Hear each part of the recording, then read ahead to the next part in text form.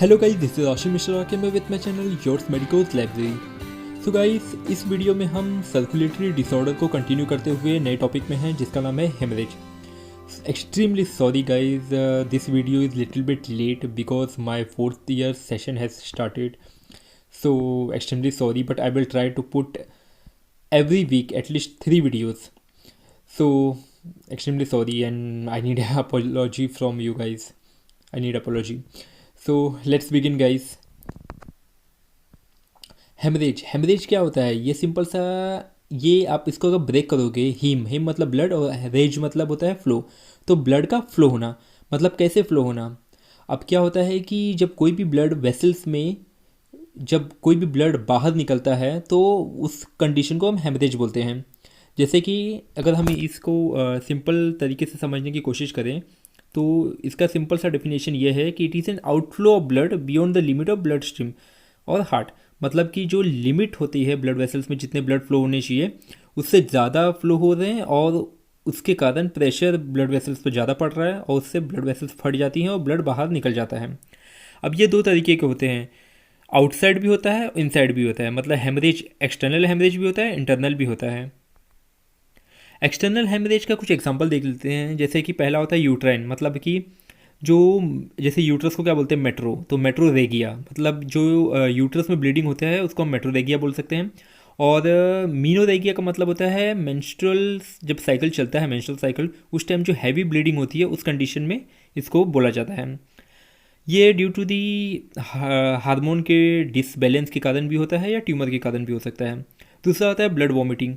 Vomiting के कारण ये चीज़ें हमें देखने मिलती है। इसका सिंपल सा टर्मिनोलॉजी है हेमेटोमेमिस। अब ये किस कारण से होता है? गैस्ट्रिक अल्सर हो सकता है, ट्यूमर, और या फिर जो इसोफेगस की जो वेन है वो रप्चर होने के कारण ये ब्लडी वॉमिटिंग हमें देखने मिलती है। तीसरा होता है ब्लडी डायरिया। ये इसके सिंपल सा अगर हम इसका टर्मिनोलॉजी देखें तो इसको मेलेना बोलते हैं और रीज़न सेम है जैसे ब्लड वॉमिटिंग में जो रीज़न था, gastric ulcer, rupture of the when of the oesophagus और ट्यूमर।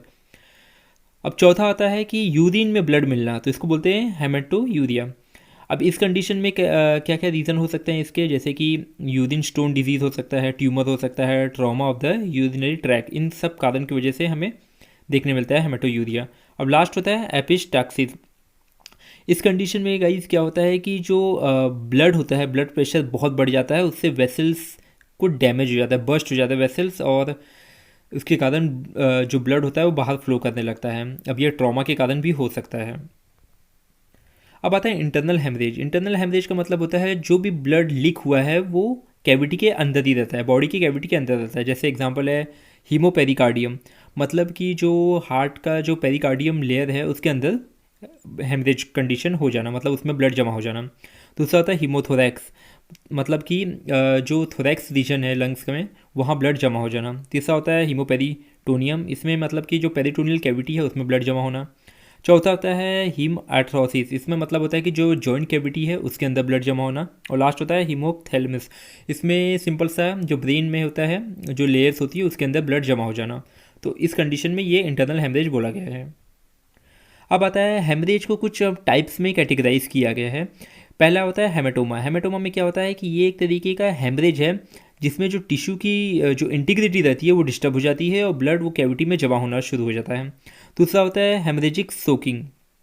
इस कंडीशन में क्या होता है कि जो हेमरेज है वो टिश्यू स्ट्रक्चर में ही जमा हो जाता है, सिंपल सा इसका ये हम समझ सकते हैं।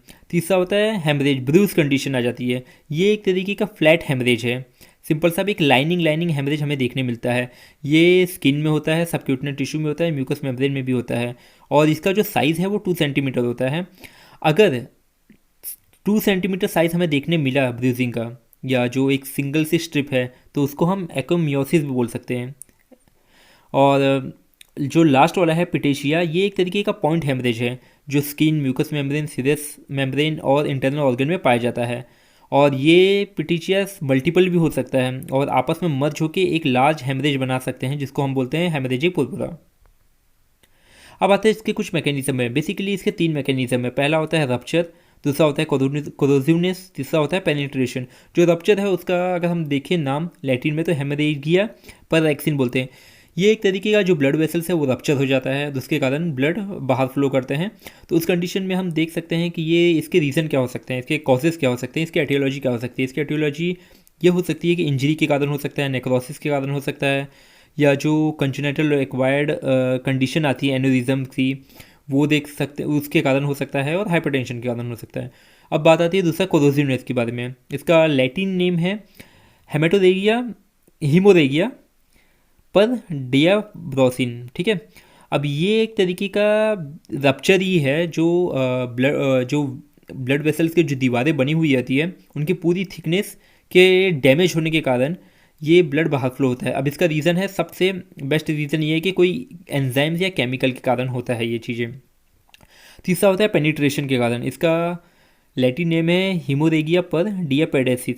अब इस कंडीशन में क्या आता है कि ब्लड तो बाहर निकलता ही है, बट इसमें सबसे बड़ा रीज़न है कि जो परमेबिलिटी होती है ब्लड वेसल्स की वो ज़्यादा होने के कारण होती है। अब ये मेनली होता है हाइपोक्सिया कंडीशन में, इंटॉक्सिकेशन कंडीशन में, कोएगुलोपैथी कंडीशन में, सेप्सिस और ल्यूकेमिया के कंडीशन में हमें देखने मिलती है। तो ये एक तरीके का छोटा सा टॉपिक रहा गाइस। हम इसी में कुछ ब्रेन हेमरेज के बारे में बताने वाले हैं, इसलिए मैंने इस वीडियो उस टॉपिक को इस वीडियो में नहीं इंक्लूड किया ताकि आपको कन्फ्यूजन ना हो। उसको मैंने अलग सा बनाया है ताकि आपको ईजी रहे समझने में। So thank you so much guys for your attention, and if you get any benefit from this so please hit the like button and subscribe my channel. Thank you so much guys.